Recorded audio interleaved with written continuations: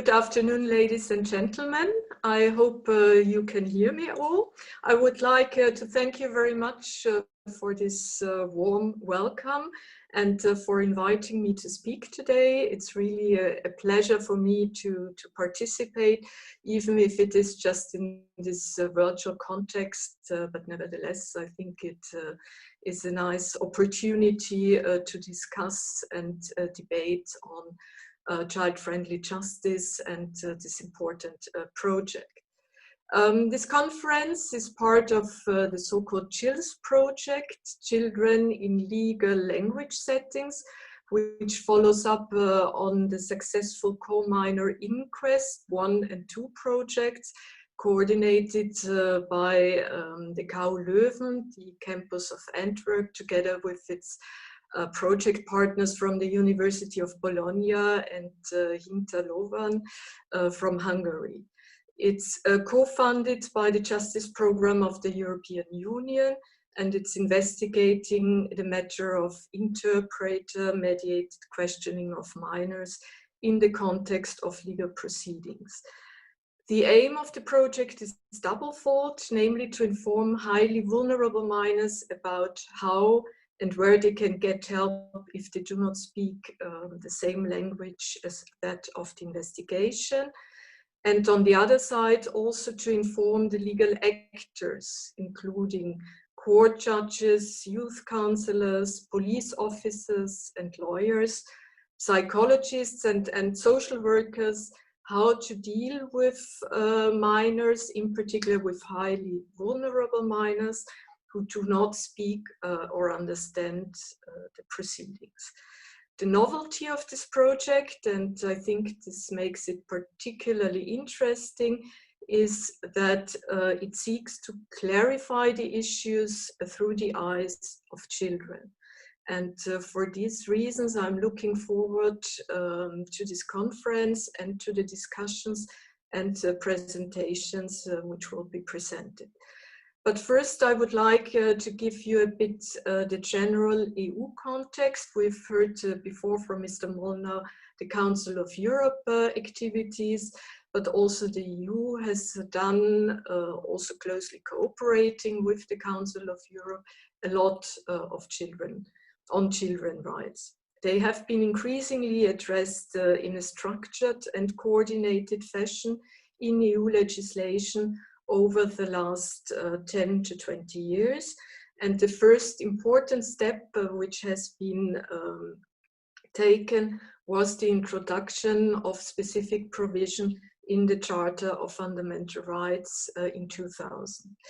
The Charter, notably its Article 24, grants children the right to specific protection and care as is necessary for their well-being, and the right to have their best interests taken as a preliminary consideration.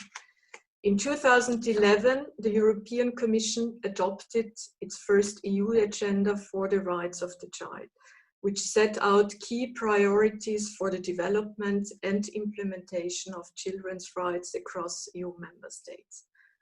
Making justice systems in Europe more child-friendly is considered as one of these key priorities. Following these developments, a number of EU directives, EU law has been adopted incorporating provisions relating to children, as for example the Victims' Rights Directive, to which I will come a bit later again, the EU Trafficking Directive of 2011, and the Directive on Sexual Exploitation. In 2013, the European Commission proposed also a specific set of rules to enhance the protection of children who are in conflict with the law, who are suspected and accused in criminal proceedings.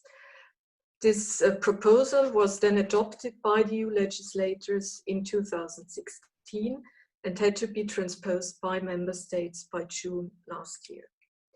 According to estimations, about 1 million children in the EU are confronted with criminal justice every year, and about 1.6% of prison population within the European Union are children.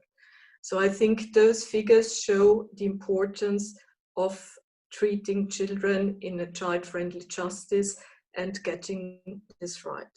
Children are particularly vulnerable in criminal proceedings due to their young age. They very often have difficulties in understanding what is at stake in criminal proceedings, and they cannot understand or easily understand the law and their procedural rights. They need, therefore, our highest possible protection. And this is even more the case when children accumulate several vulnerabilities, such as the young age, but also learning disabilities or communication difficulties, or just they don't understand the language. The directive is particularly important as it provides a comprehensive protection to children at all stages of the criminal proceedings, meaning from the moment when they become suspects until their final conviction. And it's based on international standards such as the UN Convention on the Rights of the Child and the guidelines of the Council of Europe on child-friendly justice.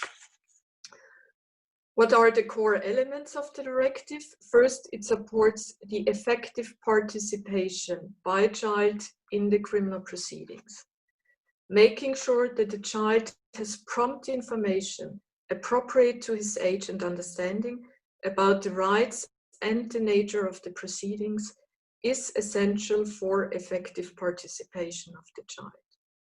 In addition to the child, also the parents, or in certain cases, and another appropriate adult, a person of trust, should be informed. The experience also shows that the more involved and better informed a parent or appropriate adult is about what to expect in terms of procedural steps and outcomes, the better the tone and conduct of hearings. Children who do not speak or understand the language of the proceedings have the right to interpretation and translation of essential documents. These safeguards, which are provided generally to all suspects and accused persons, also to adults, apply of course to children. This is exactly the context into which the current project is embedded. Very often, legal professionals and the police do not know how to deal with vulnerable children, or even highly vulnerable children, needing legal and linguistic assistance. Also, interpreters need specific knowledge to deal with children, to cope with their needs, and to create an atmosphere of trust, which is, of course, particularly important. We have legal rules provided for by EU law, but we need to ensure that these rules are applied in practice in the best possible manner. The same goes for legal assistance of children by lawyers. The directive provides for mandatory assistance by lawyer in serious or complex cases, for children in detention, or when a decision on detention is taken. Moreover, no prison sentence shall be imposed if the child has not been assisted by a lawyer, at least during the hearing before the court. In addition, we also foresee a number of other safeguards for children in the directive, notably when they are deprived of liberty and on alternative measures for detention, the right to privacy, right to an individual assessment, rules about the hearing, and the treatment of cases involving children. And it contains also specific training provisions for judges, prosecutors, and law enforcement authorities who deal with children. This directive sets an adequate legal framework on EU level, which is very important. But as I underlined before, the safeguards need to be implemented and applied in practice. It's a priority for the European Commission to ensure the correct implementation and application in practice in all member states. As regards children who are victims of crime, the 2012 Victims' Rights Directive contains also specific provisions. In particular, it requires that member states ensure that where the victim is a child, the child's best interest is a primary consideration and must be assessed on an individual basis. It gives child victims a right to benefit from special protection measures during criminal proceedings in accordance with each child individual specific needs, and the right to receive information and to express themselves in a way that takes into account the child's age.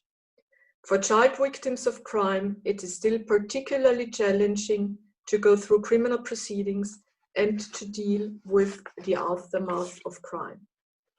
Member states should also ensure that their national criminal justice systems develop a child-sensitive approach.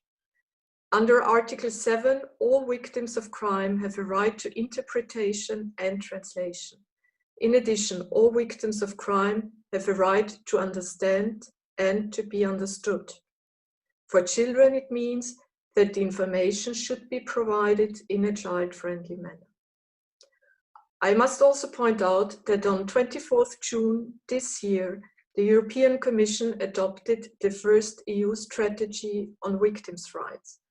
The main objective of the strategy is to ensure that all victims of crime, no matter where in the EU or in what circumstances the crime takes place, can fully rely on their rights. The strategy also pays special attention to the most vulnerable victims, such as child victims. Children's rights are the main concern under the strategy. The strategy will promote better communication and creating a safe environment for child victims to report to crime. It is crucial to ensure special reporting mechanisms for child victims. Professionals who are in contact with them should be trained to detect crime and deal with it in an appropriate manner. The strategy will promote targeted and integrated support for child victims that will favor cooperation among the relevant actors in contact with child victims. In this context, the Commission is also reinforcing monitoring of the national legal schemes in relation to their child friendliness. The children's rights continue to be very high on the agenda of the Commission, came out also very clearly at the 13th edition of the European Forum on the Rights of the Child, which was mentioned before by Mr. Molnar. The children's rights, So the main objective of this forum was to gather input and ideas for a new EU strategy on the rights of the child, which will be presented in 2021. This strategy will provide a comprehensive policy framework for children's rights and include actions to protect vulnerable children, protect their rights online, foster child-friendly justice, and prevent and fight violence. The Commission is currently running a public consultation on this child rights strategy, which is open for feedback until the 8th of December. Finally, the Commission is also doing a lot for training of legal professionals. This is particularly important for judges, prosecutors, and law enforcement authorities who deal with children. They should have specific competences with regard to children's rights, appropriate questioning techniques, child psychology, and communication in a language adapted to children. The Commission is currently working on a new European judicial training strategy, which will be published soon. May I close by saying that our criminal justice systems need to take into account the particular needs of children. Protecting children who are victims of crime and preventing children who have been in conflict with the law from reoffending and helping them to reintegrate into society should be our primary aims and will be of benefit for the whole society.